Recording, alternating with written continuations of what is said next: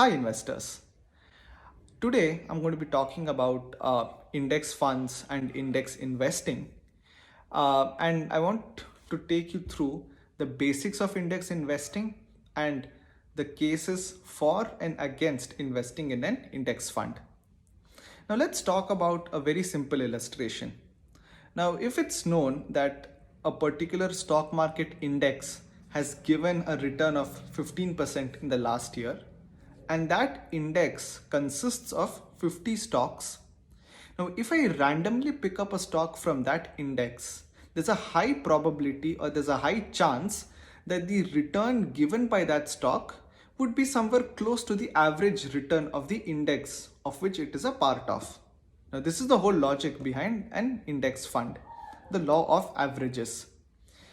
Now, the reasons why it has become extremely popular is because of its low cost nature. And this is one of the biggest advantages as well of index funds. Now, typically, when you buy an index fund, the expense ratio is somewhere in the range of 0.1 to 0.2%. Now, when you compare this with an actively managed mutual fund, the expense ratios might be 1.5 to 2% for an actively managed fund. The reason why an actively managed fund has a higher expense ratio is because there's a research desk that sits and thinks in which stocks to buy.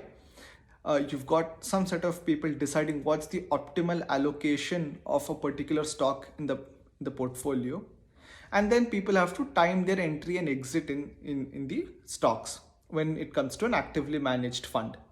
Now, when it comes to an index fund, the role of a fund manager is to just mirror the stocks that make up the Nifty 50 index, and the weightages are also determined by the weight of that stock in the index. So for instance, if you consider the Nifty 50 index, there are 50 stocks in the index. So a Nifty 50 index fund will also have these 50 stocks in its portfolio. Now the weight of each stock in the portfolio is determined by the weight that the stock has in the Nifty index itself. For instance, if Reliance has a 15% weightage in the Nifty 50, so when you're constructing an index fund that tracks the Nifty 50, Reliance will also have 15% weight in your portfolio. So in this sense, human intervention, or rather the intervention of the fund manager, is extremely minimal, as a result of which the expense ratio on such products is very low. And this is a very important factor to consider while investing.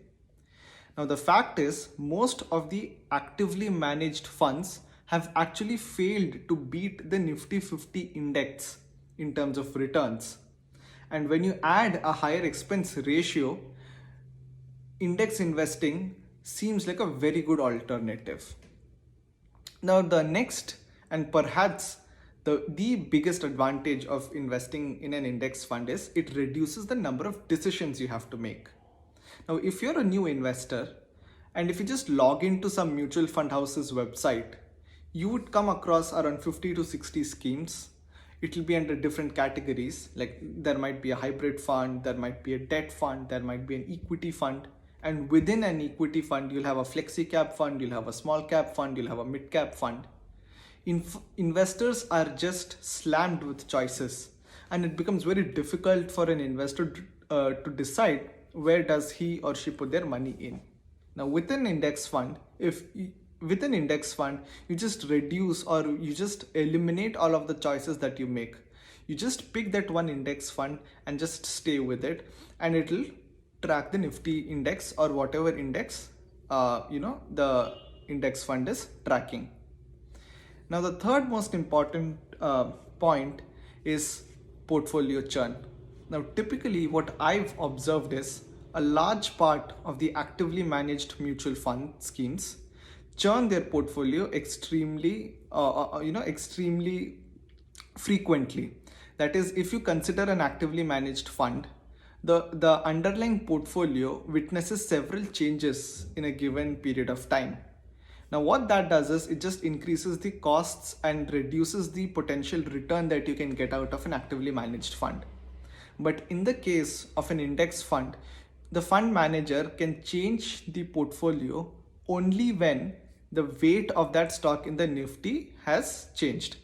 So periodically there are rebalances done to the Nifty 50 index, and those are the only times when the portfolio of your index fund will change, as a result of which transaction costs would be extremely low.